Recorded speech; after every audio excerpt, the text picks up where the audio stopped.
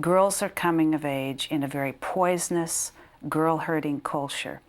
Reviving Ophelia is my attempt to talk about the developmental issues of girls this age, the culture they live in, the needs they have at this age that are and are not being met by American culture.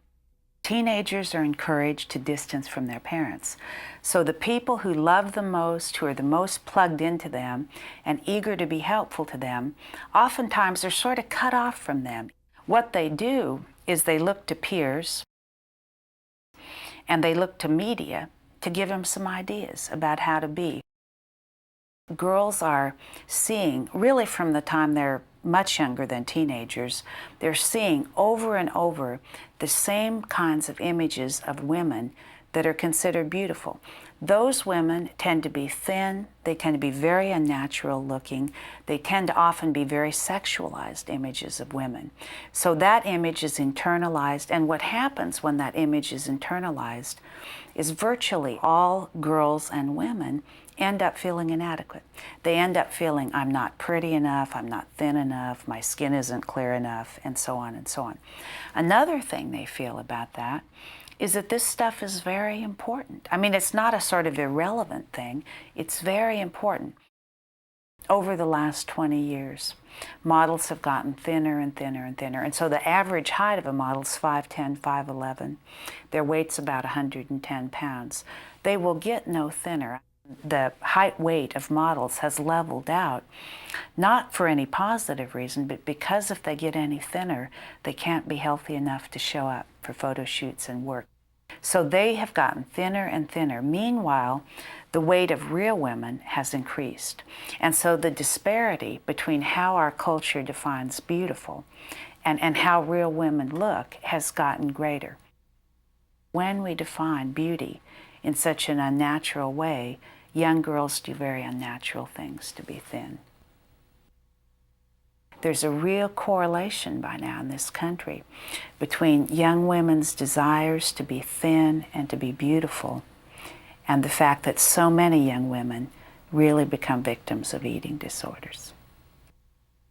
They hear a combination of messages that basically are eating disorder producing. They hear it's important to be thin and beautiful and have some chocolates and pizza. And it creates a sort of energy that's very bad for girls. Softcore pornography, advertising, and fashion have all sort of blurred together in one set of images. And you know, you look at advertising anymore, it doesn't look all that much different from the poses and so on of a Playboy magazine. I mean, there's not much boundaries anymore between those different kinds of photography. Women are valued in the media for their sexuality.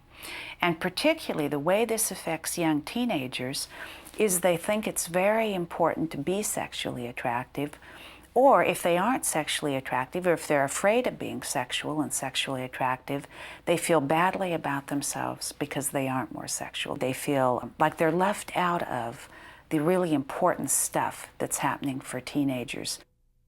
A lot of times when I speak, mothers will come up to me and they'll say, my son's getting calls from girls offering to have sex with him, wanting him to go out and so on. And they'll go, what could be in these girls' heads? To me, it's totally simple what's in girls' heads. They've been taught that what's valuable about them is their sexuality. So when they go out and interface with the world, that's what they offer people. One little $20 sweater from close time and you're covered for the weekend. Sort of.